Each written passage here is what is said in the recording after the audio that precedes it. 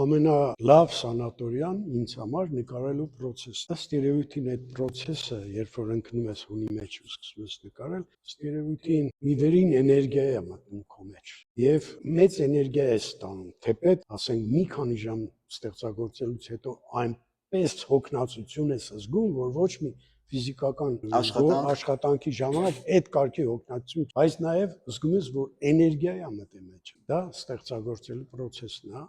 Ինձ համար ամենալավագույն սանատորիան ստեղծագործելու process-ն է, որ ես զգացել եմ իմ վրա։ Ոչ միայն գիտելիք, սեր էին առաջացնում մեր մեջ, հանդեպ բնության, հանդեպ մեր երկրի անընդհատ էքսկուրսիաներ, լորվածոր, պարզլիճ, տարբեր տեղեր, եւ այդ սերը ամենակարևորն է։ Իսկապես սերը ամեն ինչի մեջ ամենակարևորն է։ Ցանկացած բնագավառում, ոչ միայն նկարչության, եթե ունես տաղանդ, դու այդ ուղղությամբ արժե գնաս, թե ծնողներին լսես ու շարունակես քո ծնողների ուղղությունը կամ խորհրդով շարժվես։ Միանշանակ ոչ միայն ծնողներին պիտի լսես կամ ծնողները քեզ լսեն, այն ինչ որ Աստված տվել է քեզ, այն ինչ որ նորից սերն է, շատ ես սիրում, այդպես, եթե ոչ, ճանապարհի կեսին ես մնալ, որովհետև եթե սերը պակասի, ինչ կրթություն կուզես ստացի, ակադեմիաներ ավարտի, եթե այդ սերը քո մեջ չկա, միևնույնն է նա քեզ ճանապարհի կեսին է թողնել։ Դրա համար ծնողները պիտի ուշադիր լինեն իրենց երեխաների նկատմամբ, այն առումով, որ ինչ է Աստված տվել այդ երեխային, ինչ կա նրա հոգեաշխարհում, նրա ներքնաշխարհում, եւ այդ ուղղությամբ պիտի շարունակի եւ հետագայում տվյալ երեխան, որ կմեծանա, շնորհակալ կլինի եւ Տեր Աստծուց եւ իրեն ծնողներից, որ չեն խաթարել իրեն։ Երաժշտության մեջ կա կատարող երաժիշտ եւ կա ստեղծագործող երաժիշտ, կոմպոզիտոր։ Նույնը կա նաեւ նկարչության մեջ։ Կա կատարող նկարիչ, որը հրաշալի վարպետ կարող լինի, բայց միևնույնն է, նա կատարող, ընդհանրապես կատարող, այսինքն չի ստեղծագործում, կատարում է։ Եվ կա ստեղծագործող նկարիչ։ Եթե քո ցանկացած օրի վրա ասեմ, եթե այս երկու նկարիչները նկարում են, ասենք, մի բնանկար, միևնույն բնանկարն են նկարում, կատարող նկարիչը նայում է այդ բնանկարին եւ ինչ որ տեսնում է, վերարտադրում է կտավի վրա։ Ստեղծագործող նկարիչի մոտ այլ բան է, բնանկարը, այդ բնանկարը, այո, ոգեշնչում է իրան, մտնում է իր հոգու ներս եւ իր հոգուց է դուրս գալիս կտավի վրա։ Եվ դրա համար բոլոր ստեղծագործող նկարիչները նստելով միևնույն բնանկարի վրա նկարելու, բոլորի նկարները տարբեր ալն են։ Նույն բնանկարը նույն տեղն ալնելու, բայց որպես նկար նրանք կլինելու են տարբեր։ Կատարող նկարիչների մոտ լինելու է նույն նկարը։ Նայա որ այդ ամեն ինչը, այդ երանգյունին ձեր ասած ստեղծում է։ Նայա որ հանդիսանում է պորտալը, էլի։ Այո, քո ինքնուրույն դեմքը, ունենալով քո դեմքը, քո նկարները որտեղ էլ որ լինի, առանց տակի ստորագրությունը տեսնելու, պիտի ասեն, այս նկարը էս ինչի նկարն է։ Որովհետև ձեռագիրը միանգամից զգացվում է։ Դա ձեռագիրն է, դա ամեն նկար ունի ներքին էներգիա։ Այդ ներքին էներգիան է։ Ասենք նկարիչներ կան, որոնք շատ լավ նկարիչներ են, բայց այդ նկարիչի ու ներքին էներգիան շատ ծանր է։ Ես համամիտ եմ, հոյակապ գործ է, բայց իմ տանը չեմ ուզենա կախեմ այդ գործը, որովհետև նրա ներքին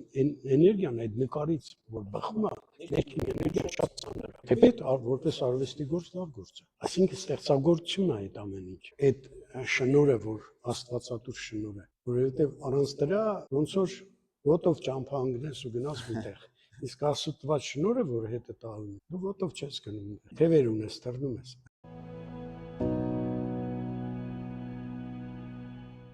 Մինչև մեր հիմնական հանդիպումը, մենք ահագին խոսացինք տարբեր թեմաներից, իհարկե ձեր բնագավառից եւս շատ հետաքրքիր զրույց ունեցանք, էլի։ Ձեր մասնագիտությունը ո՞նց ընտրեցիք։ Կարելի է ասել, որ ես մեղավոր չեմ այդ հարցում, որովհետև բավականին փոքր էի, որ հանդիպեցի ծովանկար կախված պատին, ընդ որում դա շատ վաղուց էր, մեր քաղաքը Կիրովականը այն ժամանակ ուներ կարմիր ճաշարան էր կոչվում, ու երբ հայրիկի հետ գնացինք այդ ճաշարան, որովհետև մայրիկը հիվանդանոցում էր, տանը պատրաստի ճաշ չկար, ես ներս մտա եւ աջ պատին կախված էր մի մեծ նկար, ծովանկար էր, փոթորկված ծով, եւ ես սառել կանգնել էի այդ նկարի դեմ, այն ժամանակները ուրիշ էր, դա ես պատմում եմ 65 տարի առաջվա բան։ Երբ դեռ շատ փոքր երեխա էի։ Հիմա փառք Աստծո, պատկերասրահ կա, թանգարաններ կան, նկար տեսած չկայի եւ ես ապշեցի այդ նկարի մոտ կանգնել էի, այնքան որ հայրիկը եկավ բարկացած որ ճաշերը հովացավ մի ժամ կանգնել ես դեռ ինչ ես եւ այդ օրը ինձ համար ճակատագրական էր ես այդ ժամանակ երրորդ դասարան էի եւ իմ դասատուն նաեւ նկարչության դասատուն ընկեր Վաչիկն էր մեծերը կիմանան նրան նաեւ ինքը օգնեց ես ասեցի որ sense բան եմ տեսել օգնեց հասկացրեց որ գույություն ունի ոչ միայն գունավոր մատիկներ այլ նաեւ ջրաներ գույություն ունի եւ բերեցին այդ ջրաներքից ցույց տվեցին թե ոնց են դա նկարում ինչ են անում եւ ես սիրահարվեցի այդ ամենի վրա բայց հետագայում երբ որ ես արդեն 6-րդ դասարան էի սեպտեմբեր ամիսն էր ես իմացա որ մեր քաղաքում գոյություն ունի կա նկարչական դպրոց եւ գնացի տուն եւ տնեցոնց երեկոյան հայրիկին մայրիկին մեծ քրոջս խնդրեցի որ ասի մեր քաղաքում կա նկարչական դպրոց ես ուզում եմ որ ինձ տանեք այդ դպրոցը ես գնամ սովորեմ այդ դպրոցում միանգամայն չհամաձայնվեցին ոչ հայրիկը ոչ մայրիկը ինչի ապագա չէին տենան, հա։ չէ աստորեն նկարչական դպրոցը գտնվում էր կայարանում այսօրվա մեր կայարանում այդտեղ էր սեփական տան հայաթով ամեն ինչով իսկ մենք ապրում էինք դիմաց թաղամասում բավականին հեռու էր եւ տրանսպորտ պետք է նստեի փոխեի գնայի գայի հայրիկը դրա համար ոնց որ չհամաձայնվեց բայց ես մի քանի օր մտածելուց հետո գտա պատասխանը ինչ անեմ որ համաձայնվեն քանի որ ես տան միակ տղան էի ինձ համար ամեն ինչ անում էին ամենալավ բաներն էին առնում թե շոր կլներ հագուստ կլներ ինչ կլներ եւ երեկոյան հայրիկը որ գործից եկավ ես ասեցի ես արդեն գիտեմ ինչի է դուք չուզեցիք որ ես գնամ նկարչական դպրոց հայրիկը բա ինչի ասեցինք էլի հերոյա տանից ասի չէ նկարչական դպրոցը փողով է փող պետք է վճարեք որ ես այնտեղ սովորեմ դրա համար հայրիկը սայլայլվեց մտքերի մեջ ընկավ շուռ եկավ մեծ քրոջս ասեց Այս շամ որդուն էքուց կտանես այդ դպրոցը։ Ինձ բան ասեց, որ ես չեմ կարա։ Թասիբի գցելու պահը կար էլի իրականը։ Եվ նկարչական դպրոցը եղավ ճակատագրական, որովհետև հրաշք դպրոց էր, հրաշք մանկավարժներով, հրաշք դասատուներով, Աստված բոլորի հոգին լուսավորի հետ հրաշք մարդկանց, որովհետև այնքան նվիրված էին աշխատում, ունենց կրթություն ես ստացա նկարչական դպրոցում, որ դպրոցը ավարտելուց հետո Երևանում բարձրագույն ինստիտուտ ընդունվելու ժամանակ մասնագիտական քննությունները ստացել են բոլորը 5 լուսանկար 5 գունանկար 5 դա կատակ բան չի ես դա հետո եմ հասկացել որ այդ իմ մանկավարժները այնքան բան էին տվել որ ես կարող էի գնալ եւ բարձրագույնի ընդունելության քննությունները ստանալ գերազանց գնահատականներ շատ ֆունդամենտալ գիտելիքներ եք ստացել դպրոցում որ հիմք է ստացել նաեւ ոչ միայն գիտելիքները իրանք սեր էին առաջացնում մեր մեջ հանդեպ բնության հանդեպ մեր երկրի բավականին անընդհատ էքսկուրսիաներ լորվաձոր Պարզլիչ տարբեր տեղեր եւ այդ սերը ամենակարևորն է իսկապես սերը ամեն ինչի մեջ ամենակարևորը հա միանշանակ մեր երկխոսության ընթացքում մենք ահագին այդ թեմայով խոսացինք տաղանդի կրթության մասով էլի երբ որ ցանկացած շնաց բնակավարում ոչ միայն նկարչության եթե ունես տաղանդ դու այդ ուղղությամբ արժե գնաս թե ծնողներին լսես ու շարունակես քո ծնողների ուղղությունը կամ խորհրդով շարժվես միանշանակ ոչ միայն ծնողներին պիտի լսես կամ ծնողները քեզ լսեն այն ինչ որ Աստված տվել է քեզ այն ինչ որ նորից սերն է շատ ես սիրում այդպես պիտի շարունակես եթե ոչ ճանապարհի կեսին ես մնալ որովհետև եթե սերը պակասեց ինչ կրթություն կուզես ստացի ակադեմիաներ ավարտի եթե այդ սերը քո մեջ չկա միևնույն է նա քեզ ճանապարհի կեսին է թողնելու դրա համար ծնողները պետք է ուշադիր լինեն իրենց երեխաների նկատմամբ այն առումով որ ինչ է Աստված տվել այդ երեխային ինչ կա նրա հոգեաշխարհում նրա ներքնաշխարհում եւ այդ ուղղությամբ պիտի շարունակի եւ հետագայում տվյալ երեխան որ կմեծանա շնորհակալ կլինի եւ Տեր Աստծուց եւ իրենց ծնողներից որ չեն խաթարել իրեն դուք իրականում շատ հարուստ կենսագրություն ունեք բնականաբար լինելով քաղաքում եւ ոչ միայն քաղաքում հայտնի նկարիչ նաեւ ադմինիստրատիվ աշխատանք եք կատարել, հա։ Կերպարվեստի թանգարանում շատ երկար տարիներ տնօրեն եք աշխատել, տարբեր դպրոցներում եք դասավանդել, գծագրություն, նկարչություն, նաև նկարիչների միության լոռու մարզի բաժանմունքի ղեկավարն եք, տնօրենն եք, Այո։ կարգավիճակով։ Այդ ամեն ինչը ուզում եմ հասկանամ, ադմինիստրատիվ աշխատանքը եւ նաեւ որպես նկարիչ։ Ենթադրում եմ, որ ձեզ համար ավելի կարեւոր է հոգեհարազատ է հենց նկարչությունը, ինքնին որպես ինքնարտահայտման միջոց։ Բայց ադմինիստրատիվ աշխատանքի հետ կապված, ինչու որոշեցիք հենց նաեւ այդ աշխատանքով զբաղվեք եւ նաեւ ինչա տալիս ձեզ դա այդ ամեն ինչը։ Ուրեմն ասեմ, այդ մասին էլի խոսակցություններ են եղել եւ ես ասել եմ ուղիղ։ Դա ես չեմ որոշել, որ աշխատեմ ադմինիստրատիվ։ Քաղաքի քաղաքապետը Սամվել Դարփինյանն էր, ջանասիրաբար համոզում էր, որ ես կամ այստեղ աշխատելու։ Հավանաբար նրան ասել էին, որ եթե ես որևէ գործի մեջ մտա, դինավիրվեմ ամբողջությամբ։ Հակառակ դեպքում համոզելը մենք ոչ շատ մտերիմ ու մոտիկ էինք, ոչ իմ ծնողների, ոչ որևէ մեկի ասելով նման բան չի եղել։ Երկար ժամանակ համոզելուց հետո ես չէի համաձայնում, որովհետև ադմինիստրատիվ աշխատանքը ստեղծագործական աշխատանքին իհարկե պետք է խանգարի։ Դրա համար չէի ուզում, եւ հատկապես արդեն պայմանավորված ունեի Մոսկվայում ցուցահանդես տանելու, այնտեղից հետո արտասահման, ես գիտեի, որ ադմինիստրատիվ աշխատանքի եկա, այլևս դա չի լինելու։ Բացի այդ, ես գիտեի մեր թանգարանի իրավիճակը, կերպարվեստի թանգարանի իրավիճակը, հատկապես երկրաշարժից հետո ոչինչ իրեն տեղում չէր։ Այստեղ լուրջ աշխատանք էր պետք, որ ոտի կանգնեցվի այդ ամեն ինչ։ Օրերից մի օր էլ որ ես չհամաձայնվեցի, հենց քաղաքապետի աշխատասենյակում էինք։ Վերկացա դուրս էի գալիս, քաղաքապետը հետևից ասեց, հետո ասում եք, թե հայրենասեր ենք, էս ենք, այն ենք, 2 տարի գնա նվիրի քո քաղաքին, այդ թանգարանը սարքի թանգարան, այս քաղաքը հյուրեր եմ ունենում, գալիս են, չգիտեմ ուր տանեմ, ինչ անեմ, տենց են հայրենասեր ուրնում ասեց։ Ես հետ դառա, ստիպված, ասի, լավ ասի, կգնամ, բայց ասի իմ բնավորության մեջ գծեր կա, որ դուք իմանաք, ասի զանգով ես ոչ մի բան չեմ անել, կգնամ, ինձանից կպահանջեք աշխատանք, մնացածը իմ գործն է,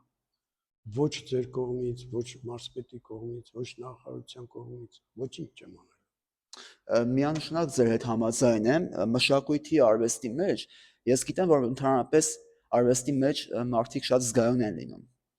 Իրանց հոգին շատ զգայուն են լինում։ Ավելի քան վստահ եմ, որ բոլոր արվեստագետներին պետք է միանշանակ ազատություն տրվի ստեղծագործական եւ աշխատանքային գործունեության մեջ։ Հետևաբար շատ կոպիտ սխալ եմ համարում, որ պետական, այսինքն վերադասի կողմից եթե որևէ ցուցում կամ ազդեցություն է լինում, դա շատ սխալ է եւ անդրադառնում է շատ ավելի վատ։ Ես գոհ եմ, շնորհակալ եմ մեր նախկին քաղաքապետից Սամվել Դարփինյանից, որ 15 տարի միասին աշխատեցինք, ինքը այդպես էլ 15 տարի ոչ մի միջամտություն չարեց։ Այսինքն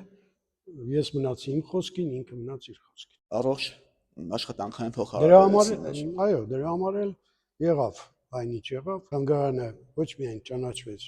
մեր երկրում, այլ նաև միջազգային ասպարեզում, 6-7 անգամ հրավիրվել ենք միջազգային գիտաժողովների, դա հենց այնպես չի արվում էլի, գեղեցիկ աչքերի կամ կարմիր մազերի համար, դա պետք է կարողանաս հաղթահարել շատ բաներ եւ դուրս գաս միջազգային ասպարեզ, որը ստացվեց մեր մոտ։ Այս պահի դրությամբ քանի ցուցանմուշ կա թանգարանում եւ կխնդրեի ներկայացնեք ընդհանուր մեր քաղաքի նկարիչների այդ պոտենցիալը, էլի, ինչ պոտենցիալ մենք ունենք։ Թանգարանը մոտավորապես 2000-ի կարգի աշխատանքներ ունի, դրանք գեղանկարներ են, դրանք քանդակներ են, տարբեր աշխատանքներ, մոտ 2000, իսկ թանգարանի կայանալը նշանակություն ունեցավ նաև մեր քաղաքի նկարիչների համար, հատկապես երիտասարդ նկարիչների համար, որովհետև իմ աշխատանքային տարիների ընթացքում 150-ից ավել ցուցահանդեսներ են բացվել, ընդ որում ամեն տարի մեր քաղաքի նկարիչների ցուցահանդես 2 անգամ, գարնանային եւ աշնանային ցուցահանդեսեր կազմակերպվում։ Դա շատ խիստ կարեւոր բան եմ համարում, որովհետեւ ուրիշ բան է, երբ որ քո աշխատանքը դու տեսնում ես արվեստանոցում, ուրիշ բան է, երբ որ դու տեսնում ես ցուցահանդեսում մյուսների աշխատանքների հետ կողք կողքի կախված։ Պետք է ասեմ, որ ոչ միայն մեր քաղաքի նկարիչների, այստեղ կազմակերպել ենք նաեւ ցուցահանդեսներ մեր հայ նկարիչների, մեր վաստակավոր նկարիչների, մեր ժողովրդական նկարիչների ցուցահանդեսներ, որը քաղաքի համար, նաև ձեր ասած նկարիչների համար, երիտասարդ նկարիչների համար իսկ կարևոր է եղել։ Բացի այդ, նաև պատկերասրահը դառավ մի կենտրոն, որտեղ մենք նկարիչներով հավաքվելու տեղ էինք ունենում, որովհետև այդպես էլ նկարիչների բաժանմունքի շենք գոյություն չուներ, իսկ պատկերասրահը դարձավ նաև այդ կենտրոնը։ Այդ իմաստով կարևոր եմ համարում։ Մեր նկարիչները կամ առհասարակ նկարիչները բոլորը հասանելիություն ունեն կերպարվեստի թանգարանին իրենց նկարների ցուցադրության առումով նկատի ունեմ, էլի ցուցահանդես կազմակերպելու առումով եւ նաեւ այստեղ տեսնում ենք բազմաթիվ նկարներ տեղադրելու առումով, էլի։ Իհարկե, քանի որ սա ոչ թե ցուցասրահ է, այլ թանգարան, ձեր հարցը ունի իրեն հիմքը։ Պետք է որոշակի մակարդակ լինի, որպեսզի այստեղ բացվի այդ ցուցահանդեսները։ Բայց փառք Աստծո, մեր քաղաքի նկարիչները, թե տարեստները, թե երիտասարդները հանրապետության մասշտաբով ունեցել են այդ կշիռը, այստեղ մենք ունեցել ենք անհատական բազմաթիվ ցուցահանդեսներ մեր քաղաքի նկարիչների։ Կարևոր գործոն է նկարիչների միության անդամ լինելը, այստեղ ներկայություն ունենալու համար։ Չէ, ընդհակառակը, այստեղ ներկայություն ելնելով հիմք է ստեղծվում, որ նկարիչների միությունում, Հայաստանի նկարիչների միությունում մենք ներկայացնենք, որ տվյալ մարդը ունեցել է անհատական ցուցահանդես նաև մեր մոտ։ Նկարիչների միությունը որպես ադմինիստրատիվ կենտրոն ինքը մշակույթի նախարարության կից է, ինչ կարգավիճակ ունի ուզում եմ հասկանալ, ու մեկ էլ ընդհանուր նկարիչների միությունում քանի անդամ կա, ու նաև կուզեի, եթե մարզերի բաշխվածություն նաև կա, հասկանայի զուտ ինֆորմատիվ էլի, որ մարզն է այդ առումով ակտիվ եւ քանակական իմաստով եւ նաև որակականը չեմ ուզում ասեմ, որովհետեւ դա շատ անհատական մոտեցում է, էլի։ Նկարիչների միությունը ինքը իրեն կարող ենք համարել, որ առանձին է, բայց նաև գոյություն ունի մշակույթի նախարարություն, որ արանք ստեպ Քայլ առ քայլ, քայլ են անում կամ խառնվում են նկարիչների միության գործերին։ Մեր մարզը ամենաակտիվն է եղել, նաև ակտիվ է եղել Շիրակի մարզը, Գյումրի։ բայց պիտի ասեմ, որ մենք ունեցել ենք բավականին շնորհաշատ նկարիչներ եւ միության անդամների մեջ եւ ոչ դեռևս ոչ միության անդամների մեջ։ Իհարկե այդ ցուցահանդեսները այս 20 տարվա մեջ որ արվել են, 20 եւ ավելի, նույնպես նշանակություն ունեն, երբ նկարիչը, ես մի անգամ ասեցի արդեն, իրեն գործը տեսնում է արվեստանոցում, բայց հետո գալիս տեսնում է այստեղ եւս 50 նկարիչների գործերի կողքին, եթե խելքը գլխին նկարիչ է, նա սովորելու բան ունի։ Նաև նկարների էքսպո է, էլի, այսինքն այդտեղ հնարավոր է նաև վաճառք իրականացնել, եթե ճիշտ եմ պատկերացնում։ Վաճառքեն առումով մենք դա չենք արել նման բան, այդ գործին չենք խառնվել, բայց մարդիկ տեսնելով Չէ, մասնավորի համար որպես հարթակ։ Այո, մասնավորի համար եմ ասում, շատ կարևոր է դա, ասենք եղել է, որ եկել ասել են, այս ինչի նկարը շատ դուր է, եկել ուզում եմ առնեմ։ Հեռախոսի համարը տվել եմ, ես իրեն հեռախոսի համարը, համեցեք, զանգեք, գնացեք, խոսեք, ինչ ոնց կուզեք։ Նաև կարծում եմ հավելյալ ինքը կարգավիճակ է տալիս, երբ որ իրանք ընդգրկվում են թեկուզ թանգարանում որպես եւ նմուշ եւ նաև իհարկե նկարիչը պիտի կարողանա նաև ցուցադրվի, թե չէ մենակ արվեստանոցում ելնելով բան դուրս չի գա։ Մի քանի առումով կարևոր է այդ ցուցադրվելը։ Կարևոր է բոլորի համար եւ կարևոր է նաև խիստ կարևոր է հենց տվյալ նկարիչի համար։ Հա, որովհետեւ ասենք 60-ամյակի իմ անհատական ցուցահանդեսը ես որ կազմակերպեցի, այդ ցուցահանդեսում կային աշխատանքներ նաև իմ ուսանողական տարիներին արված։ Ինչի համար էի դա ես արել։ Ես ուզում էի տեսնեմ 40 տարվա աշխատանքներ իրար կողքի շարված են, արդյոք շարժ եղել է։ Ես ուզում էի տեսնեմ իմ 40 տարիները։ Դա էր ինձ ավելի կարևոր, քան ինչ որ ցուցադրվել է եւ այլ եւ այլ։ Ու ես նկատեցի հետեւյալը, որ ուրեմն հարկավոր է այն տարիներին, որ ես ավելի ազատ եմ եղել ստեղծագործելու մեջ, այդ տարիների աշխատանքները ավելի լավ։ Ինչ ենթադրել, որ 60-ից հետո ես պիտի ավելի ազատ լինեմ։ Հա, իրականում այդ ազատությունը ստեղծագործողի համար շատ կարևոր սկզբունք է։ Գիտեք, ասեմ ասենց, հատկապես երիտասարդ նկարիչներից, երբ որ գալիս էին ու ասում էին, ուզում եմ ցուցադրվեմ, անհատական ցուցահանդես ունենամ, երիտասարդներին միշտ ես հարցնում էի, նպատակդ ո՞րն է։ Կան երիտասարդներ, որ ասում էին, դե ուզում եմ այսքան ժամանակ նկարում եմ եւ այլը բան, բա իմ չիմանան, չճանաչեն ինձ եւ այլը եւ այլը եւ այլը։ Բայց կային նկարիչներ նաեւ, որ ասում էին, ես ուզում եմ մի հատ կողքից ինձ տեսնեմ։ Եվ նաև մարդկանց արձագանքը հասկանա, էլի, կարծում եմ, որ ոնց է դրսևորվում։ Կողքից տեսնելը ավելի կարևոր է, հասկանում ես։ երբ որ ինքը իրեն կողքից տեսնի, ավելի կարևոր է դա, երբ որ քո ցուցահանդեսը բացում ես, իրար կողքի շարում ես 40, 50, 60, 70 նկար, ու մի օր գալիս մտնում ես, սկսում ես այս նկարներին նայել, դու դրանք իրար կողքի երբեք չես տեսել։ Այդ դեպքում դու քեզ սկսում ես կողքից տեսնել քեզ, եւ կարող է ողջևորվես, որ օրես լավ եմ նկարում, եւ կարող է հակառակը։ Այ ոնց որ մի քիչ առաջ իմ մասին ասեցի։ Այն տարիները, որ ես ավելի ազատ եմ ինձ զգացել ստեղծագործելու մեջ, այդ նկարները ուրեմն հարկավոր է չկաշկանդվել, հարկավոր է ավելի ազատ։ Ցուցահանդես կազմակերպելու համար սկզբնական ինչ-որ քանակ կա նկարների, որ անպայման պետք է գոնե մինիմում այդ քանակը ապահովել։ Այտենց կոնկրետ քանակ չկա, բայց գոնե մի 20 նկար պետք է լինի, որ ինչքան շատ այնքան լավ է առումով, բայց երբեք իրար չխանգարեն այդ նկարները։ Հիմա ես որ բացեցի իմ 60-ամյակի ցուցահանդեսս, 120 աշխատանքների ցուցահանդես էր։ Այդ աշխատանքների 80-ից ավել աշխատանքը գեղանկարչություն էր։ Մնացածը գրաֆիկական աշխատանքներ էին։ Ես ուզում եմ ինձ տեսնել նաև գրաֆիկայի մեջ, որովհետև նորից եմ ասում, արվեստանոցում տեսնելը ուրիշ բան է, ցուցասրահում քեզ տեսնելը ուրիշ բան է։ Նույնիսկ այստեղ այս ցուցասրահում, երբ ցուցադրվում ես, քեզ տեսնում ես մի ուրիշ բան է, երբ որ այդ նույն նկարը Երևանի Հանրապետական ցուցահանդեսում է կախված լինում, այնտեղ ես քեզ տեսնում, լրիվ ուրիշ բան է։ Եվ սրահն է ուրիշ, ուժ էներգիա տալիս, նա ինչքան սրահը մեծ է ալնում, այնքան լուսավոր է ալնում։ Օրինակ մեր սրահները մի քիչ ցածր են, այդ առումով լավ չի։ Մեր թանգարանը կառուցում էին որպես կենցաղի տուն։ Այս շենքը պետք է կենցաղի տուն լիներ։ Եվ հիմա պատկերացնում ես, տեղի ինչ կարգի բազար էր լինելու։ Քաղաքի կենտրոնում։ Այո, եւ մենք պիտի շնորհակալ լինենք այն մարդուն, որը կարողացավ շենքը պատրաստելուց հետո ոչ թե կենցաղի տուն սարքի, այլ թանգարան։ Դա Շավարժ Արկադիչն էր, Շավարժ Վարդումյանը, սովետի ժամանակ մեր գործկոմի նախագահն էր։ Եվ մի անգամ Երևանում ես ազգային պատկերասրահում էի, տարեց մի մարդ մոտեցավ ինձ, ծանոթացանք, ինքը աշխատող էր այդտեղի, իմացավ ես ով եմ, որ պատկերասրահի Վանաձորի կերպարվեստի թանգարանի տնօրենն եմ, ինքը հարցրեց. դուք գիտեք ում պիտի շնորհակալ լինի, որ ձեր կենցաղի տունը դառավ թանգարան։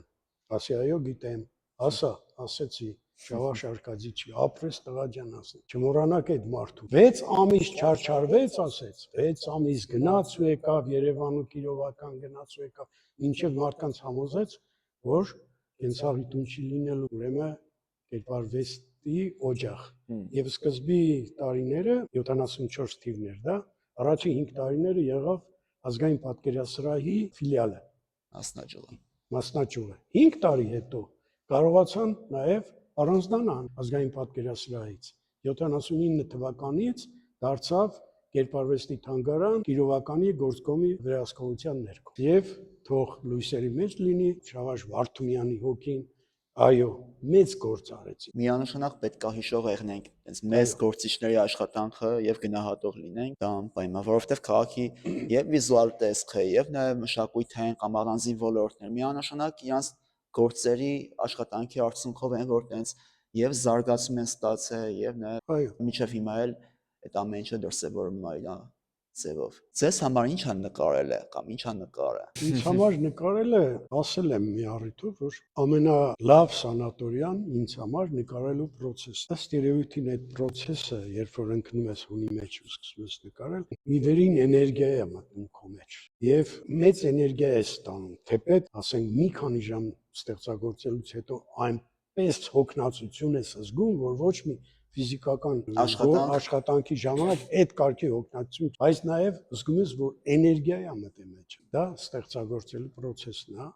Ինձ համար ամենալավագույն սանատորիան ստեղծագործելու process-ն է, որ ես զգացել եմ իմ վրա։ Իրականում շատ սփիքերներ, ովքեր որ կարևոր ելույթներ էին ունենում, բոլորը արձանագրել են մի բան, որ այդ ներսի եկածը դա իրենց ինֆորմացիան չի եղել, այսինքն վերևից եկող ինչ-որ էներգիա, որ իրանք ընդհանրապես փոխանցող են եղել։ Ու նույնն էլ մեր երկխոսության ընթացքում դուք էլ դա հաստատեցիք։ Կխնդրեմ այդ եռանկյունու մասին մի հատ անպայման ասեք, էլի։ Այո, իհարկե, շատ կարևոր է։ Ասենք երաժշտության մեջ կա կատարող երաժիշտ եւ կա ստեղծագործող երաժիշտ, կոմպոզիտոր։ Նույնը կա նաեւ նկարչության մեջ։ Կա կատարող նկարիչ, որը հրաշալի վարպետ կարող լինի, բայց միևնույնն է, նա կատարող, ընդհանրապես կատարող, այսինքն չի ստեղծագործում, կատարում է։ Եվ կա ստեղծագործող նկարիչ։ Եթե քո ցանկացած օրի վրա ասեմ, եթե այս երկու նկարիչները նկարում են, ասենք, մի բնանկար, միևնույն բնանկարն են նկարում, կատարող նկարիչը նայում է այդ բնանկարին եւ ինչ որ տեսնում է, վերարտադրում է կտավի վրա։ Ստեղծագործող նկարիչի մոտ այլ բան է բնանկարը, այդ բնանկարը, ոգեշնչվում է։ այդ բնանկարը, այո, ոգեշնչում է իրան, մտնում է իր հոգու ներս եւ իր հոգուց է դուրս գալիս կտավի վրա։ Եվ դրա համար բոլոր ստեղծագործող նկարիչները նստելով միևնույն բնանկարի վրա նկարելու, բոլորի նկարները տարբեր ալնեն։ Նույն բնանկարը նույն տեղն ալնելու, բայց որպես նկար նրանք կլինելու են տարբեր։ Կատարող նկարիչների մոտ լինելու է նույն նկարը։ Այսինքն այդ վերին էներգիան, որ տրված է Աստծո կողմից, որ այդ շնորհը տրված է մարդուն, որ լինի կամ կոմպոզիտոր, կամ լինի ստեղծագործող նկարիչ, նա է, որ այդ ամեն ինչը, այդ երանգյունին ձեր ասած ստեղծում է, նա է, որ Հանդիսանում է պորտալը, էլի։ քո, այո, քո ինքնուրույն դեմքը, դու ունենում ես քո ինքնուրույն դեմքը, եւ ունենալով քո դեմքը, քո նկարները որտեղ էլ որ լինի, առանց տակի ստորագրությունը տեսնելու, պիտի ասեն, այս նկարը էս ինչի նկարն է։ Որովհետև ձեռագիրը միանգամից զգացվում Դա է։ ձեռագիրն է, դա ամեն նկար ունի ներքին էներգիա, այդ ներքին էներգիան է։ Ասենք նկարիչներ կան, որոնք շատ լավ նկարիչներ են, բայց այդ նկարիչի ու ներքին էներգիան շատ ծանր է։ Ես համամիտ եմ, հոյակապ գործ է, բայց իմ տանը չեմ ուզենա կախեմ այդ գործը, որովհետև նրա ներքին էներգիան այդ նկարից, որ բխում է, ներքին էներգիան շատ ծանր է։ Թեպետ որպես արվեստի գործ լավ գործ է։ Այսինքն ստեղծագործությունն է այդ ամեն ինչ։ Կարևոր եմ համարում այդ ներքին էներգիան, այդ շնորհը, որ աստվածատուր շնորհ է, որովհետև առանց դրա ոնց որ ոտով ճամփա ընկնես ու գնաս միտեղ։ Իսկ աստված շնորհը, որ հետը տալու, դու ոտով չես գնում, թևեր ունես, թռնում ես։ Ինքնին տանում է այդ ամենը։ Բացի այդ ասեմ, ես նաև բանաստեղծություններ եմ գրում, ստեղծագործում եմ նաև գրական աշխարհում։ Կան բանաստեղծություններ, որոնց մեջ բառեր կան, որոնք ես ամբողջ կյանքում չեմ օգտագործել այդ բառը, բայց գրելու ժամանակ Գալիս եկել է, է։ ծնվել է, եկել է այդ բառը։ Հետո կարդում եմ, զարմանում եմ, այս բառը ես օգտագործած չկա, որովհետև նա գալիս է։ Այդ ժամանակ դու դառնում ես գրագիր, գալիս է բանաստեղծությունը, դու ընդհանրապես գրագիր ես։ Որպես միջոց է, էլի այդ ամեն ինչը։ Այսինքն դու ես որպես միջոց, Հա, այդ ամեն ինչը։ հա, քո միջոցով այդ էներգիան, հա, կա, այդ ամեն ինչը կա, որտեղ կա, չգիտեմ, օդում է, եզերքում է, որտեղ է, այդ ամեն ինչը կա։ Դու դառնում ես վերարտադրող միջոց։ Դա կլինի բանաստեղծություն, թե դա կլինի նկարչություն, թե կլինի երաժշտություն, դառնում ես վերարտադրող։ Ստեղծագործող հատկապես նկարիչների մոտ կամ առհասարակ արվեստի բնագավառում ստեղծագործող մարդիկ այդ ամեն ինչը ինքնարտահայտման նաև գիտեն, որ իրանց համար շատ հանգստացնող միջոց է։ Այսինքն մարդը նկարելով, գրելով, նվագելով, երգելով հանգստանում է։ Այո, այո, դա շատ կարևոր մի միջոց է եւ ոչ միայն հանգստանում, այլ նաեւ ուժու էներգիա է ստանում։ Եվ ստեղծագործող մարդիկ ավելի երիտասարդ են մնում։ Ըստ երևույթին ես մտածել եմ պատճառը ինչ է։ Պատճառը այդ էներգիան է, որ ստեղծագործելու պահին գալիս է վերևից։ Այդ էներգիան ուժ է տալի եւ մարդը ավելի երիտասարդ է մնում։ Բացի այդ, երբ որ դու ունես այդ Աստծո տված հնարավորությունն ու կարողությունը, դու ավելի ուժեղ ես լինում ու ավելի առողջ ես լինում։ Սերը քո մեջ ավելի շատ է լինում։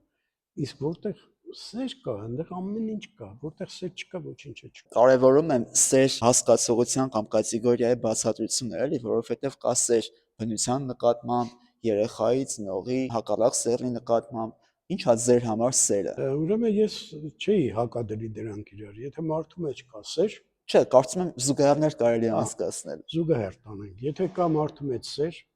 բնության նկատմամբ, հակառակ սերը նույնպես բնություն է։ Չի կարա նրա նկատմամբ սեր չլինի։ Եթե կա սեր, ամեն ինչի նկատմամբ կա սեր։ Հայրենիքի նկատմամբ, փողոջերի նկատմամբ, քո ասած հակառակ սերի նկատմամբ, Ուղղակի արտահայտման ձևերն է տարբեր։ այո, երեխայի նկատմամբ, ծնողի նկատմամբ, այո, ընդհանրապես արտահայտման ձևերն են տարբեր։ Իսկ եթե սեր չկա մարդու մեջ, ոչ մի բան էլ չկա։ Դատարկություն է։ Այո, դատարկությունն է, որը բերում է էգոիզմի, հազար մի վատ բաների չաս։ Մարդը, որ տեսնում է, այս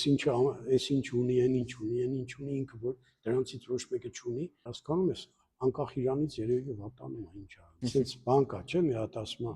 հարևանը հարևանին, իմացար ես մեր հարևան Սերոժի, ասում է ինչ ա եղել։ Դե քիչ դարդու ցավ ունեինք, հələ գնատես այն ինչ ավտոյա բերի։ Այդ չարությունն է մարդու նախանձությունն Այ է եթե ձևով սերը արտահայտ։ մարդու մեջ կա, այդ չարությունը չի։ Այ օրինակ ես իմ առումով ասեմ, ես իրականում երբ որ տեսնում եմ, որ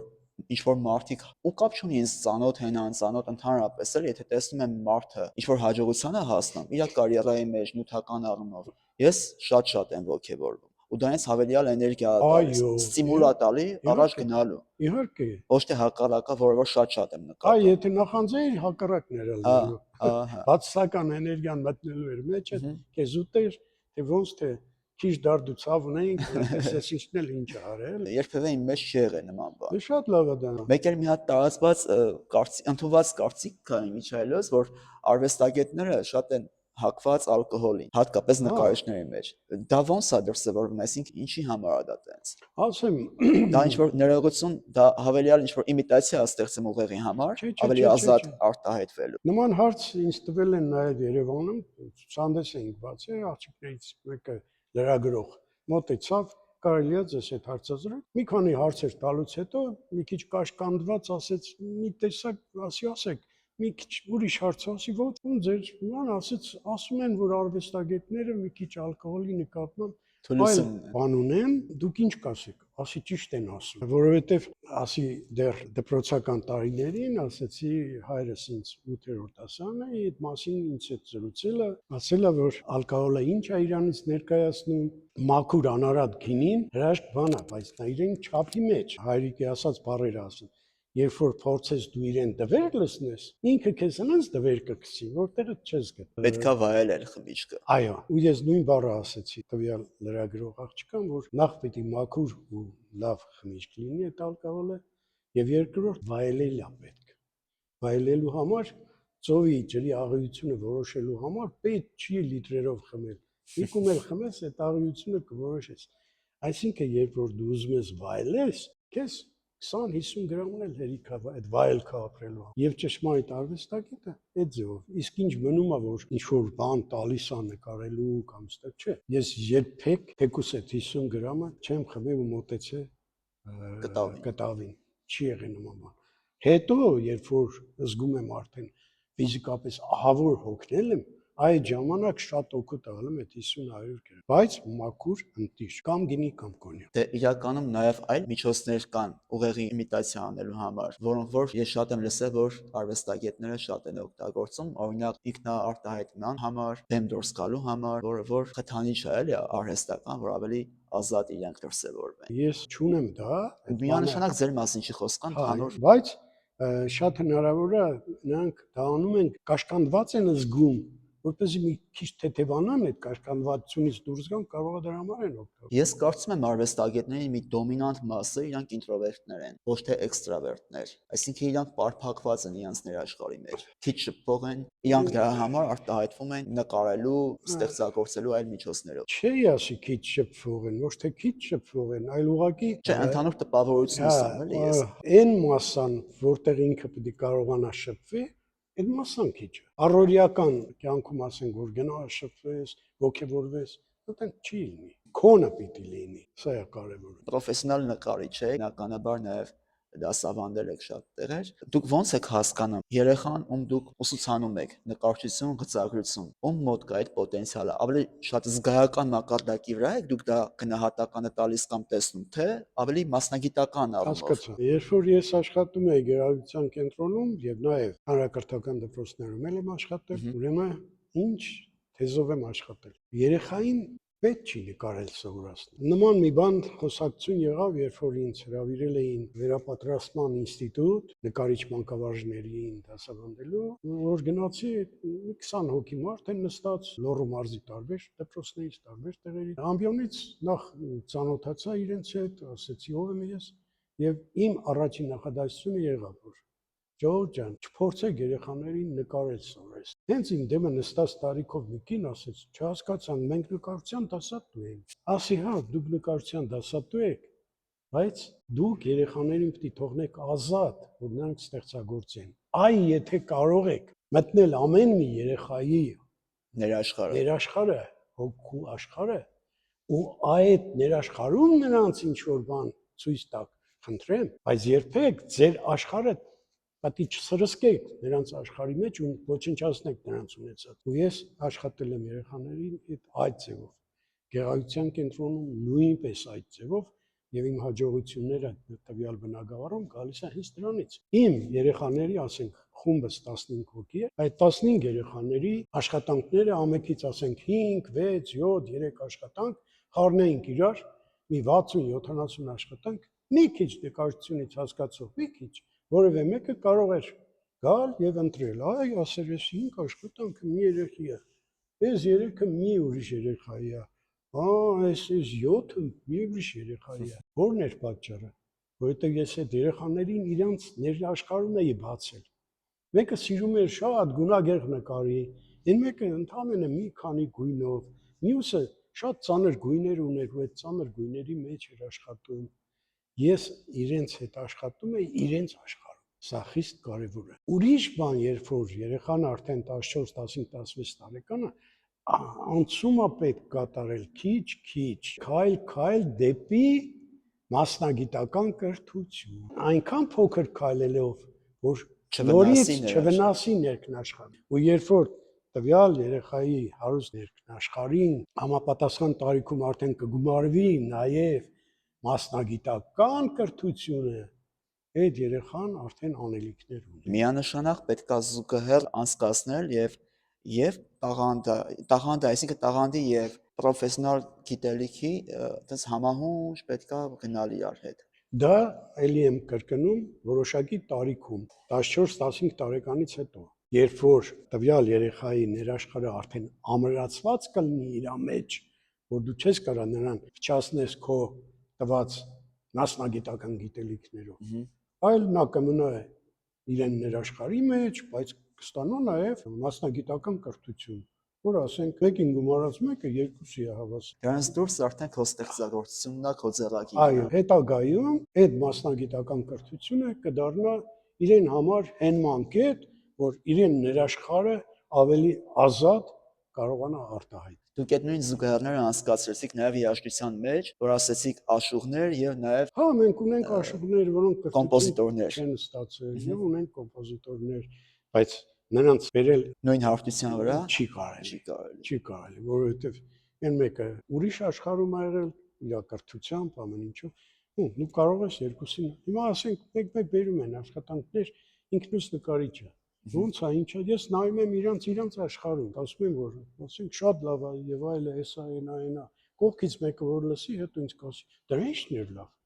որովհետեւ նա չի տեսնում նրան իրեն աշխարհում։ Ու ես իրանք չունեմ ասեմ, տեսնում ես, ես ինչ ես արել, հələ մի հատ սրա ձեռը նայի, նրա դեմքը նայի, ես չափերի խախտում ես, ինքնուս նկարիչ է, այնտեղ ուրիշ աշխարհ է։ Այդ աշխարհի մեջ պիտի նայես։ Այ մի հատ օրինակ վերեմ, ես շատ հետաքրքիր օրինակ է, շատ։ 8-րդ դպրոցում աշխատելու ժամանակ, մինչև 4-րդ դասարանը դասվարներն էին նկարչություն պարապում։ 5-րդ, 6-րդ դասարանում մենք էինք պարապում։ Դասարաններից մեկում մի աղջիկ երեխա նստած նատյուրմորտ եմ դրել, բացատրել եմ, որ նկարել, նստած նկարում է եւ ուրիշ բան է նկարում։ Նայում եմ, այդ նատյուրմորտ չկա այնտեղ, վերացական ես դրել եմ մի հատ խնձոր, մի հատ աման, չգիտեմ ինչ, նա նկարում է, շատ լուրջ նկարում է, չկա ոչ խնձորը, ոչ ամանը, ձեն չանեցի։ Ասի վերջին, ասի Բալիկ ջան, ինչ ես նկարել։ Դու ասեց այդ խնձորը մեկ այն ամանը, բայց դե ոչ խնձոր կա, ոչ աման։ Բան չասեցի։ Հանձնարարեցի տնային առաջադրանք, այս ինչ նատյուրմորտ եւ այլը, ինչ որ պիտի անեմ։ Հաջորդ ժամին մի շաբաթ հետո շատ սպասումով գնում եմ, թե այս երեխան ինչ պիտի նկարացնի։ Նա տեսա, որ նորից վերացական մի բան արի։ Ասի, ինչ ես նկարել Բալիկ ջան, դե ասեցին դուք որ հանձնարարեցիք էս։ Ասի ապրես լավ է, ուրիշ ոչինչ։ Եվ այդպես անցավ մի քանի ամիս, հիմա դեկտեմբերի վերջին պետք է կիսամյակ նշանակենք, ես ինչ եմ արել։ Այն ինչ ինքը ասում էր այդ երեխան, որ ես եմ նկարել տնային առաջադրանքը, ես իմ մոտ թաքուն նշում էի, որ երրորդ աշխատանքը իրա, ես ինչն է նկարած, 5-րորդը ես ինչն է նկարած, տնայինները։ Եվ երբ որ կանչեցի ու հերթով կանչում եմ գնահատականները նշանակում, որ 20-ամյակ նշանակեմ, երբ որ այդ աղջկան կանչեցի, իմ գաղտնագիրը շպարգարկին դրել եմ թակում ու նայում եմ, հա, որ երրորդ աշխատանքը էս ինչ բանն է։ Թերթում եմ 5-րդը էս ինչն է։ Էս ինչ էր Վալիկ ջան, ինքը նույն բանն է ասում։ Այն ինչ ես գրել եմ 5-րդը, էս, այսինքն այդ երեխի համար է դա։ 20-ամյակը երեխային նշանակեցի Գերազանց։ Գերազանց 5, որովհետև նա իրեն աշխարհը ունի, ստուգեցի 2 ամիս առաջ արված նկարներին, ինչ որ ինքը ասել էր, որ ես եմ նկարել, ես նայեցի իմ շպարգալքի մեջ, նույնն է գրված, ուրեմն նա իրեն աշխարհն ունի։ Մենք ինչ իրավունք ունենք մեր աշխարհով չափենք ուրիշի աշխարհները։ Հա, իր պոտենցիալը այդքան է, պետք չի ավել պահանջելը, որովհետև դա ավելի շատ եւ կխանգարի եւ նաեւ հնարավոր է Չէ, նաեւ այստեղ դա չի խնդիրը։ Ոչ թե մեր պոտենցիալը ավել է իրանը պակաս, իրանը ուրիշ պոտենցիալ է, ուրիշ աշխարհ է։ Մերը ուրիշ։ Մենք իրենք չունենք, եթե ինքը ուրիշ աշխարհ ունի, քաշտանք մեր աշխարհը բերենք։ Ոնց որ ասենք, ես ճապոներեն չգիտեմ, ինձ ճապոնացին հետս խոսում, ասում ես, մարդը դեպիլ է, բան չի հասկանում։ Նրա աշխարհն ուրիշ է, իմ աշխարհը ուրիշ է։ Ինչի՞ պետք է ոչնչացնենք իր աշխարհը, ասենք, այ մեր աշխարհն է կար։ Ձեր յուրահատուկ ուսուցման մեթոդների հետևանքով է, որ դուք բազմաթիվ աշակերտներ եք ունեցել, որ արտասահմանում լուրջ ցուցահանդեսներ են կազմակերպել։ Միջազգային ցուցահանդես էր Իտալիայում, 5 հոգու աշխատանքներ ուղարկեցի, 4-ը մասնակցել էին, այդ 4-ից մեկն էլ դարձավ միջազգային հաղթող։ Միանշանակ նկարիչների մեջ այդ գեղագիտական էսթետիկ ճաշակը զարգացնելը շատ կարևոր բան է։ Դրա խթանիչը հիմնականում զբոսաշրջությունն է տարբեր երկրներում։ Չի ասի մենակ դա, ամենտեղ։ Առհասարակ աշխարհայացքի վրա շատ մեծ ազդեցություն է Անպայման թողնում։ եւ բնաշխարհը եւ հնությունը, բայց դա ասենք որոշակի տարիքից հետո, որպեսզի ընկալելի լինի այդ մարդու կողմից այդ ամեն ինչը։ Բայց նստվածք չի լինում փոքր հասակում, երբ որ երեխան շատ է ճանապարհորդում իր ծնողի հետ։ Հա, եթե այդ երեխի մեջ հարուստ հոգեկան աշխարհը ունի, իհարկե կլինի, բայց գիտակցական պահով, եթե մոտենանք գիտակցական նստվածքը, ոչ զգայականը, զգայականը իհարկե ինչքան ինչ երեխեք էլ որալնեն, իրենց զգայականը ունեն անպայման։ Ընկեր Ալոյան, ինձ որպես դիլետանտի շատ մի հատ կարևոր հարց է հետաքրքրում։ Տեսեք, ես եթե գնամ եւ նկարներ ցուցահանդեսին մասնակցեմ որպես նայող, ես չեմ կարող իրական գնահատական տամ։ Սուբյեկտիվ ընկալումով կարող եմ ասել սա լավն է, սա գեղեցիկ է։ Դա շատ խիստ սուբյեկտիվ ընկալում է, բայց ես չեմ կարող տարանջատեմ ստեղծագործող նկարիչի եւ նաեւ ձեր ասացի պես կատարող նկարիչի աշխատանքները։ Դուք որպես մասնագետ եւ նաեւ ստեղծագործող նկարիչ ոնց եք դա ֆիլտրում, ինչ չափորոշիչներով։ Եվ նաև շատ էլի կարևոր մի հատ հարց կա իմ մեջ, որ վաղուց ես այդ հարցի հստակ պատասխանը չեմ ստացել։ Նկարների արժեքը ոնց է որոշվում։ Ոնց է որոշվում, որ օրինակ Մոնա Լիզայի նկարը արժե այսքան գումար։ Դա շատ հարաբերական երևույթ է, նկարների գնահատելը, գնահատելը շատ հարաբերական, որովհետև Վան Գոգը մի նկարել չվաճառեց, տենց է մեռավ գնաց, բայց այսօր մի քանի միլիոն է, շատ հարաբերական վիճակ է, շատ իրական, թվաբանություն չի դա։ Շատ բաներից կախված Եվ նաև գալերիստների աշխատանքի արդյունքն է։ Եվ նաև ռեկլամը խիստ կարևոր է։ Այսօր հрьяաները աշխարհը գրավել են մի հատ միջակ ու չգիտեմ ինչ կարգի ոչ նկարիչի Սարգեն Եսիմով փող աշխատեն, այդ փողի մի մասն էլ իրանց է։ Լուրջ PR արշավ են էլի կատարում։ Հա, դա շատ հարաբերական հասկացողություն է այդ ամեն ինչը։ Իսկ ցուցասրահներում ասենք, մոտենում ես քեզ որևէ նկար դուր է գալիս, ուրեմն այդ նկարի էներգիան, եթե ստեղծագործական էներգիա է, համընկնում է քո էներգիայի հետ։ Դու ոչ թե նայում ես, դու պրոֆեսիոնալ կրթություն չունես, որ այն ճիշտ է նկարած, այն լավ չէ։ Այդ նկարի գունաշխարհն ու էներգիան քեզ գրավեց, ուրեմն քոնն է այդ նկարը։ Եթե ոչ, ուրեմն քոնը չի։ Մի անգամ այցելու էր 2-3 հոգի պատտվում էին, հետո նկատեցի, որ մոտենում են, ասում, այ շատ լավ նկար է։ Այս նկարը լավ չի։ Ես մոտեցա, ասեցի, այդ միտքը արտահայտելուց առաջ մի հատ նախադասություն ասա, նոր ասա, էլի, այս նկարը լավը չի։ Բա ինչ նախադասություն, ասա, այս նկարը ինձ համար լավը չի։ Կամ դուր չի գալիս։ Հա, ինձ համար ասա։ Թե չէ դու ով ես, որ ասում ես սա լավն է, սա լավը չի։ Որ գնահատականը տաս։ Այո, ասա, որ ինձ համար այս շատ լավ նկար է։ Այս մյուսը չէ, այս ինձ համար շատ կարևոր նրբություն է, բայց դուք որպես մասնագետ ոնց եք հասկանում, որն է ճիշտ նկար մասնագիտական առումով եւ որն է սխալ նկար կամ որն է ուղղակի երբ որ դու արտանկար է։ ամբողջ կյանքում Սկսած մարդկային պատմությունից, քարանձավային արվեստից, մինչև այսօր ինչ որ կատարվել է, կապ չունի լավ թե վատ, ընդունվել է թե չի ընդունվել։ Նորից Վան Գոգի օրինակը վերեմ, չէր ընդունվել, բայց այսօր ոնց է ընդունվում։ Այդ ամեն ինչը երբ որ դու մարսում ես քո մեջ, Արվեստաբանության տեսանկյունից։ արվեստաբանության տեսանկյունից, այո, երբ որ այդ ամեն ինչը մարսում ես,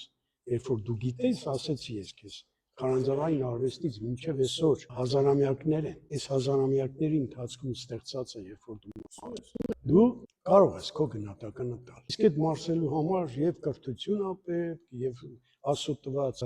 շնորհք ու զգացողություն ա պետք, շատ բան ա պետք։ Օրինակ ինձ համար մարդկային արվեստի պատմության մեջ շատ ավելի գնահատելի ու ինձ շատ ավելի դուր ա գալիս ու շատ բան ասում քարանձավային արվեստ։ Դա ես չէի կարող ասեմ, ասենք, երբ որ ուսանող էի, ինձ համար վերածնունդը լրիվ ուրիշ մի բան էր, հզոր մի բան էր։ Որն ըստ էության նկարչության արմատներն է, չէ, ակունքներն է, այդտեղից գալիս։ Անդերից է սկսվում քարանձավային արվեստից, այդ մարդկային պատմությունը քարանձավից է սկսվում, անդերից է գալիս։ Բայց ինձ այսօր շատ ավելի զարմացնում է հենց այդ արվեստ, այդ մաքրությունը, այդ պարզությունը, այդ միամտությունը։ Միամտությունը իմիջիալից ասենք, որ դա Միամտություն- գիտելիքի բացակայություն Լավ չէ, միամտությունը լավ իմաստով։ գիտելիքի բացակայության իմաստով նաև։ Դեպի նաև հզորա այն արվեստագետը, որ գիտելիք ունենալով էլի մնում է միամիտ ճակերտներում։ Այսինքն ինքը գնահատում է ոչ թե թվաբանությունը, այլ զգացողությունն է գնահատում մարդու մեջ եւ արվեստի մեջ, զգայական, ոչ թվաբանություն։ Թվաբանությունը բոլորի համար մնում է թվաբանություն, բոլորն է կարան սովորեն, որ 1-ին գումարած 1, 2-ը, 7-ին գումարած 7, 14, բոլորն է կարան սովորեն։ Զգայական ուրիշ։ Դուք նշեցիք քարանձավային այդ արվեստը, որպես եթե արվեստ դիտարկենք, բայց մի հատ կարևոր նկատառում էլի, այդ արվեստը եթե օրինակ հենց դիտարկենք, իրականում դա հենց նկարչություն արվեստի տեսանկյունից, թե ուղղակի ինֆորմացիայի փոխանցում։ Այն իմաստով, որ ժամանակին, քանի որ չի եղել դավադրություն, այդ ամեն ինչը փոխանցել են պատկերների միջոցով։ Դա ինֆորմացիայի տեսք ունի, ոնց որ ասեցիր, ինֆորմացիա փոխանցելու համար ինչ որ մի բան, այո, բայց Այդ փուլից են դիտարկում որպես։ հա, բայց այդ մարդը, որ այդ ինֆորմացիան անում էր ջահերի վրա, ինքը որպես ինֆորմացիա էր անում։ Անկեղծ ու մաքուր արվեստ ստեղծագործություն չէր անում։ Դա ինֆորմացիայի համար էր անում այդ ամեն ինչը։ Բայց լինելով ազնիվ ու մաքուր ու պարզ եւ նաեւ էլի Աստծո կողմից տված շնորհք, բարի բուն իմաստով բացակայում էր նաեւ վարպետությունը, չհաշված այնտեղ ուրիշ վարպետություն, որ քարաքարին խփելով ինչ պիտի անի, էլի, եւ նաեւ չմոռանանք այն կարևոր ներքնաշխարհի սերը, որ ինքը ուզում էր տան։ Եթե մարդը չուզենա, անհնար է, չի անի։ Իսկ որպեսի ուզենա, ցանկությունն այդ սերը մեջը պիտի լինի։ Ինչ հետաքրքիր ֆենոմեն է էլի իրականում, նույն նկարչությունը, երգը, պարը, խոսքը ի վերջո փոխանցել են մեկը մեկին։ Ոնց է էլի դա ի սկզբանե ծնունդ առը։ Ըստ երևույթի դա բնազդային ծնունդ ունի, չէ՞։ Անպայման։ Եվ ընթացքում միանգամից հոսենց լեզուն հարուստ միանգամից չի ծնվել։ Շատ ավելի բառապաշարը փոքր, բայց ժամանակի ընթացքում, տարիների ընթացքում այդ բառապաշարը հարստանալով այսօր հասել է մեզ, որ ունենք հրաշք հարուստ հայոց լեզու։ Եվ բնականաբար ժեստերի, միմիկաների լեզուն ավելի արտահայտված եղել, քանի որ սակավաթիվ է եղել խոսքը։ Հա, ինչ որ ձևով արտահայտվեի։ Ինչ նշանակություն ունի նկարը նկարիչի համար։ Եթե նկարը ծնվել է, ստեղծագործություն է այդ նկարը, իսկ ասեի երեխայի նման մի բան, ոնց որ երեխան հոգուտ մի մասնիկն է այդ նկարը։ Իհարկե նույնը չի ասի, երբ որ կատարում ես, նկարիչը կատարում է։ Այսինքն նկարը կատարված է, որ եթե տվյալ նկարիչին ասես կոպիա արա մի հատ եմ ուզում, եթե արվեց կոպիա, ուրեմն կատարված նկար է։ Նրա արժեքը մի քիչ ուրիշ կա։ Նրա արժեքը կարող է լինել այսքան 100 դրամ կամ այսքան 1000 դրամ։ Իսկ ծնված նկարը հոգու խոսքը նման ձևով չես կարող արժևորես։ Հաջորդ տրամաբանական հարցն է, եթե իր երեխայի պես է վերաբերվում նկարիչը նկարին, դա տրամաբանական է եւ նաեւ հասկանալի։ Հա ոնց է ինքը ազատվում նկարից էլի։ Նվերի տեսքով, երբ որ նվերա տալիս ինչ-որ մեկին կամ վաճառքի ձևով։ Հասկանալի է, որ պետք է նկարիչը իր վաստակով ապրի, բայց մի ուրիշ տեսանկյունից ոնց որ հակասություններ առաջանում։ Ուրեմն երբ որ նվիրելու հարցն, ուրեմն նվիրում ես ոչ պատահական մարդու։ Նվիրում ես մի մարդու, որ գիտես այդ մարդը Հասկանում է եւ արժանի է այդ աշխատանքին եւ իրեն օջախը համապատասխան օջախը, որտեղ այդ նկարը այդ օջախում արժանի է որ լինի, ոնց որ աղջկա ամուսնացնես մի լավ ընտանիքի զավակի հետ։ Արուծախի պահը, որ նկարիչը նույնպես թեկուզ ստեղծագործող նկարիչին նույնպես ֆինանս պետք է։ Այդ դեպքում դժվար է այդ ամեն ինչը ազատվել ստեղծագործությունից քո, բայց նաև ստիպված ես, ուրիշ վարիանտ չկա։ Իսկ եթե կա ուրիշ վարիանտ, այդպես էլ չես ուզենա ազատվես։ Ըստ էության իմ նախորդ հարցերից մեկի պատասխանն էլ է այս ձևով դրսևորվում, որ ինչպես է գնահատվում նկարի արժեքը, ճիշտ է, դրա որոշիչ դերն ունեն նաև գալերիստները, ովքեր նաև համագործակցելով նկարիչների հետ որոշակի կոմիսիոն վճար են աշխատում եւ կամ նկարիչների նկարները առնելով վերավաճառում են դրանք։ Բայց ամեն դեպքում նկարիչի տեսանկյունից իր նկարը վաճառելու առումով էլի այդ գնահատականը բնականաբար ազդում է ինքնարժեքի եւ այլնի հետ կապված, կատարած օրերի քանակը, թե ինչքան ժամանակ է տրամադրել տվյալ նկարին, բայց ըստ էության ամենաթանկը դա իր հոգուց ծնված ձեր ասացի պես դրսևորումն է նկարի տեսքով։ Այ հենց այդտեղ ասեմ ձեզ, որ օրը կապ չունի։ Եթե նա հոգուց է ծնվում, նկար կա, որ դիքոս է սեղանի չափ, բայց մի օրվա մեջ ավարտվել է։ Մուսան եկել է ու ավարտել է։ Ստացվում է։ Նկար կա, որ փոքր, ասենք 30-40 չափի նկար է, բայց մի ամբողջ շաբաթ կարա քեզ չարչարի կամ ստացվի կամ չստացվի։ Այսինքն օրը կապ չունի։ Կարևորը երևույթը, որ ամբողջական ինքը ինչ է իրանից ներկայացնում, ինչ ստեղծագործություն է ինքը։ Նորից այստեղ առաջ է գալիս նպատակը, որ ինչի համար է վաճառում։ Օրինակ, երբ որ տղաս սովորում էր Մոսկվայի Սեչենովի անվան բժշկական ակադեմիայում, ես նկարիչ եմ, ոնց պիտի պահեի իրեն։ Իհարկե իմ նկարներով։ Ես նկարները ուղարկում էի Մոսկվա, ինքս անում էր, բայց ինչ էի ասել տղայիս։ Տանում ես գալերիա, հարցնում ես, որ այս նկարը ինչքան գնով կվերցնեք վաճառքի, որ իրանց գումարն էլ լինի, ասենք իրենք ենթադրենք, ասում են, որ $500 ենթադրենք։ Դու ասում ես, ես ուզում եմ $200, բայց արձերը հենց հիմա 500-ից հրաժարվում եմ, այն 300-ը ձեզ, ինձ տվեք 200 արձերը այսօր։ Մեզ դա ավելի ձեռնտու է, որովհետև մեզ գումար ապեք, ոչինչ, թող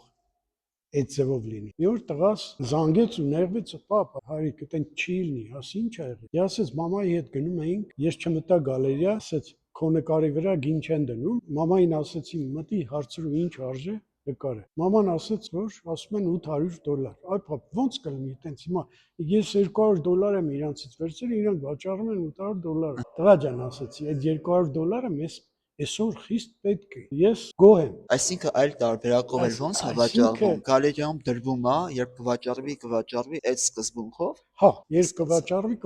իսկ ինձ պետք է Հենց հիմա 500-ը, 600-ը, ինձ պետք է դրա 1/3-ը տուր ինձ, մնացածը քեզ։ Դու դիր ինչքան ուզում ես դիր։ Այսինքն մասնագիտական աչքով գնահատում են եւ որոշակի գումար են ասում։ Հա, Հասկացա։ Ընկեր Ալոյան, մեկը շատ կարևոր մի հատ հարց կա, էլի։ Այդ abstract նկարները։ Նախ մի հատ մեկնաբանենք, թե ինչ է abstract-ը, եւ նաեւ դրան տանք, եթե հնարավորություն կա գնահատական եւ նաեւ մի հատ կարևոր նկատառում։ Սովորաբար ես ինչքան որ ուսումնասիրել եմ, նույն abstract նկարներն են, որ աճուրդներում բավականին մեծ գումարներով են վաճառվում։ Ես որպես նորից դիլետանտ, երբ որ նայում եմ, ես չեմ հասկանում դրա տրամաբանությունը։ Առաջին հայացքից այդ նույնը ոնց որ շատ ճարտարապետների են ասում, մի երկու ներողություն խզբզոց են անում ու դրա համար Պարզա։ չեմ գնահատական չեմ տալ ուղղակի։ Ուրեմն գանք հետեւյալին։ Գոյություն ունի բանաստեղծություն, որ բառերով արտահայտվում, կարդում ես ու արտահայտվում։ Եվ գոյություն ունի երաժշտություն։ Դու բոլոր երաժշտություններն ես ընդունում, սիրում, հարգում։ Չէ բնականաբար։ Կա երաժշտություն, որ քոնն է։ Քեզ դուր է գալիս, ուրեմն դա քոնն է։ Բայց երաժշտությունը բանաստեղծության հետ համեմատած վերացական է, չէ՞։ Երաժշտություն հա վերացական է։ Բայց ոնց է որ դու ընդունում ես դա։ Վերացական է, բայց բոլորը չես ընդունում։ Այն ինչ քեզ դուր է գալիս։ Նույնը կերպարվեստում։ Վերացական նկար արվեստը, վերացական նկարներ են, абստրակցիա է։ Նայ, քեզ դուր եկավ։ Ինչ որ բան ասած քեզ, քոնն է, եթե չէ, չես գտնում, որ դու ամեն ինչ կարող ես հասկանալ։ Դու հայերեն լավ հասկանում ես, ինչ եմ ասում քեզ։ Եթե ճապոներեն ասեմ, պիտի հասկանաս։ Այսինքն abstract նկարները իրանք վերացական նկարներ են, որ չես կարող մասնագիտական գնահատական տալ։ Չէ, ինչի՞ չես կարող։ Կարող ես տալ։ Դա յուրահատուկ կամ յուրովի ընկալում է։ Չէ, յուրովիա դիտորդի համար, մասնագետի համար նա տեսնում է այդ ամեն ինչը։ Շինծույա, Սարքովիա, թե ծնված գործա, այդ ամեն ինչը մասնագետը կտեսնի։ Հատկապես այդ Բայց- abstract նկարները ոնց է գնահատական տալիս կամ ոնց է հասկանում, որն է ֆարշը եւ իրական հոգուց եկածը։ Երաժշտությունը դու ոնց ես ընկալում, ոնց ես հասկանում, ոնց ես գնահատական տալի երաժշտությունը։ Քեզ դուր եկավ, լավ, իսկ եթե դու ոչ միայն սովորական ընկալող ես, այլ նաև կոմպոզիտոր ես, չես կարող ասես, որ ես երաժշտությունը թեկուզ ժողովրդական, բարձր մակարդակի է, այս մյուսը դասական, նույնպես բարձր կամ Սարքովի մի բան է։ Կարող ես։ Օրինակ, եթե ես կտավի վրա որոշակի abstract պարունակող, այսինքն այդպիսի իմիտացիա անեմ, abstract ինչ-որ գծագրեր անեմ, բայց դուք չիմանաք, որ ես եմ դա արել։ Միանշանակ Միանշանակ կարող եք հասկանալ։ այո, այո։ Այնտեղ շունչ պետք է լինի, էլի հոգի պետք է լինի, էներգիա պետք է լինի։ Եթե դրանք չկա, միանշանակ, իհարկե։ Հետո գրականության մեջ էլ կա, էլի ա եղել առիթ ասել եմ, գրականության մեջ։ Ու ոչ մեկը չի ասում, ու տենց բան ոնց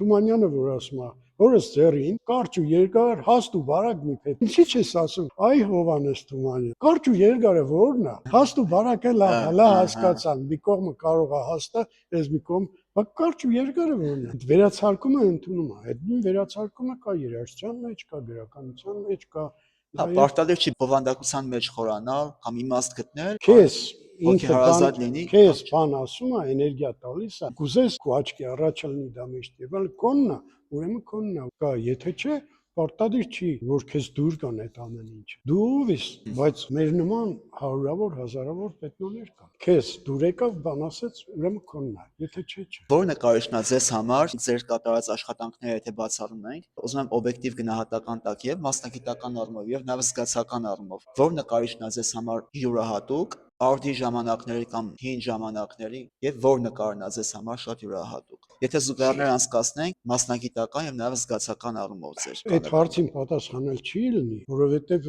արվեստը գնահատվում է նաեւ ոնց, երբ որ դու ստեղծել ես մի բան, որ մինչև այդ չի եղել։ Եթե կարողացել ես դա անես,